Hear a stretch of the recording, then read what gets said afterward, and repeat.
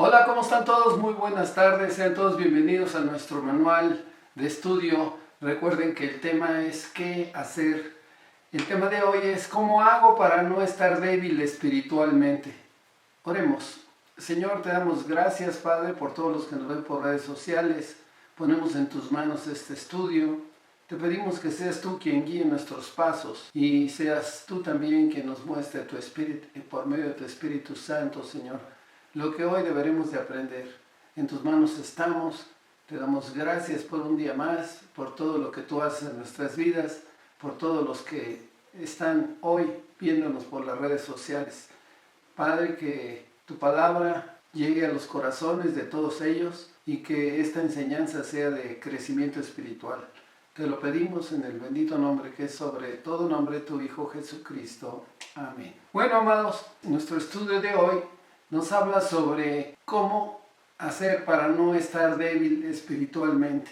Yo quiero decirles que el hombre no puede vivir sin comer ni beber agua. Es obvio que sin tomar agua, pues mucho tiempo es imposible porque nos causaría pues prácticamente la muerte. Cuando no estamos ingiriendo alimentos y agua por un periodo de tiempo, aunque sea relativamente corto, comenzamos a sentir las molestias del hambre y de la sed. Se nos altera el humor, nos angustiamos y tal vez lo más seguro es que nos debilitemos. Comer es algo que a veces descuidamos, a menos que las circunstancias nos lleven a privarnos de ellos. Sabemos que son necesarios, más cuando suceden cosas en contra de nosotros con respecto a que no podemos tener ese alimento como nos gustaría tenerlo.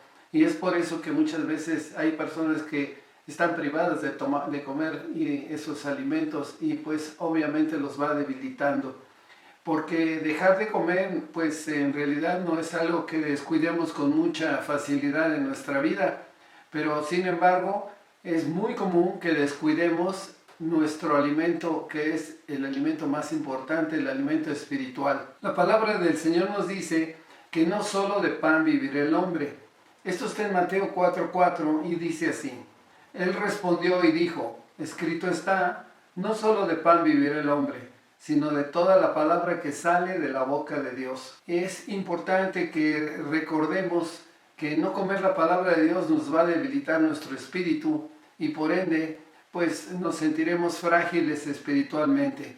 Jesucristo dijo que Él es el verdadero pan que descendió del cielo y que su cuerpo era verdadero alimento y su sangre verdadera bebida. Y es por eso que Él nos dijo también que el que comiéramos de ellos no moriríamos jamás. Esto es sumamente importante para nuestra vida porque el Señor Jesucristo nos habla del alimento para fortalecernos interiormente. Dios es nuestro verdadero alimento, amados hermanos. Sin Él no es posible lograr vivir eternamente. Sus palabras nos proporcionan vida y dan testimonio de lo que el Señor Jesucristo hizo. Jesucristo dijo en Juan 5:39, oigan esta palabra, escudriñad las Escrituras, porque a vosotros os parece que en ellas tenéis la vida eterna. Yo estoy seguro que así es, porque con ellas son las que damos el testimonio de que Jesucristo vive. Así lo dice Juan 5:39.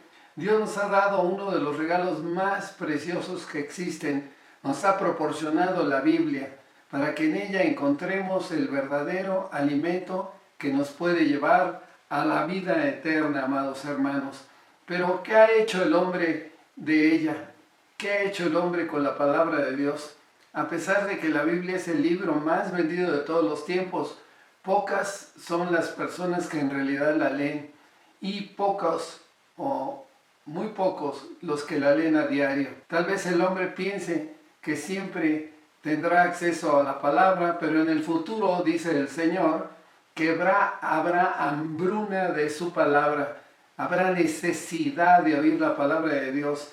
Muchos la buscarán, pero buscarán la verdad de la palabra, pero no la van a encontrar, no la van a hallar. Y eso está en el libro de Amós 8:11. Fíjense lo que dice. Amós 8:11. Está escrito así, dice, he aquí, vienen días, declara el Señor Dios, en que enviaré hambre sobre la tierra, no hambre de pan ni de sed de agua, sino de oír las palabras del Señor. Vienen tiempos, amados hermanos, en que va a ser necesario estar cada día más cerca de la palabra del Señor. Vivimos tiempos peligrosos, todos lo saben, y sabemos que hoy en día la palabra de Dios, también lo vemos, ha sido adulterada, mal interpretada, ha sido torcida, ha sido manipulada y rechazada, por lo cual el hombre está casi imposibilitado ahora en estos tiempos para acercarse al único Dios verdadero. Y el culpable es, obviamente lo sabemos, es ese ser maligno que se llama Satanás, quien astutamente ha alejado al hombre de la única fuente que lo puede llevar a conocer a Dios y recibir la vida eterna. Hoy a lo bueno el hombre lo llama malo, y el hombre hoy a lo malo le llama bueno. Por otro lado, el hombre mismo, debido a su naturaleza carnal, pues tiene limitantes grandes para acercarse a Dios. Tiene que conocer la palabra de Dios para poder entender que esa naturaleza carnal deberá de ser quitada de su vida. Y este engaño ha llevado al hombre a la inanición, o sea, la falta del alimento espiritual, y como consecuencia a estar separado de su Creador e imposibilitado de encontrar el camino de regreso. El camino de regreso es Jesucristo, el árbol de vida. Dios no quiere que el hombre sufra, amados hermanos, que sea infeliz. Al contrario, el deseo del Señor es que el ser humano viva para siempre dentro de la familia espiritual, que seamos hijos de Dios, que lo amemos, que lo adoremos y que lo busquemos de todo nuestro corazón. Casi toda la humanidad, amados hermanos, en estos tiempos ha rechazado al Señor y su palabra. Por eso el Creador ha dejado que el hombre sufra las consecuencias de sus decisiones. Miren lo que dice Romanos 1, 28 al 32, y voy a leer la traducción lenguaje actual. Fíjense lo que dice: como no han querido tener en cuenta a Dios, Dios los ha dejado hacer todo lo malo que su mente inútil los lleva a hacer. Son gente injusta, malvada, codiciosa, son envidiosos, asesinos, peleadores, tramposos, chismosos. Y dice el versículo 30, hablan mal de los demás, odian a Dios, son insolentes y orgullosos, y hacen el mal y no obedecen a sus padres. No quieren entender la verdad, ni se puede confiar en ellos. No aman a nadie, ni se compadecen de nadie. Dios ya lo ha dicho, ellos lo saben, y quienes hacen esto merecen la muerte. O sea que estas personas están enteradas de esto, y lo sabemos que hay mucha gente que ha oído de la palabra de Dios, y dice nuestro versículo en traducción lenguaje actual para terminar en el versículo 32, y a pesar de eso, no solo siguen haciéndolo, sino que felicitan a quienes también lo hacen. O sea, se ponen, prácticamente se unen a las personas que hacen la maldad. Obviamente, nuestro Señor, el Dios Todopoderoso, espera que el hombre se arrepienta y regrese al camino que es la verdad y la vida, Jesucristo. Lamentablemente pronto sabemos que el Señor tendrá que corregir al mundo, tendrá que manifestar claramente quién tiene el poder para gobernar correctamente sobre todas las naciones de la tierra. Solo Él lo puede hacer. El hombre no está incapacitado. Lo podemos ver hoy en lo que está como resultante de lo que está pasando en el mundo. Así que, amados hermanos, no descuidemos el estudio de la Biblia para conocer al Señor, para conocer su verdadero plan y cómo lo deberemos de nosotros buscar. Porque, como leímos Juan 5:39, a nosotros nos parece que en la palabra del Señor está la vida eterna. ¿Lo crees tú? Yo sí lo creo. Y es importante que aprendamos algunas características de esa persona que se siente débil espiritualmente.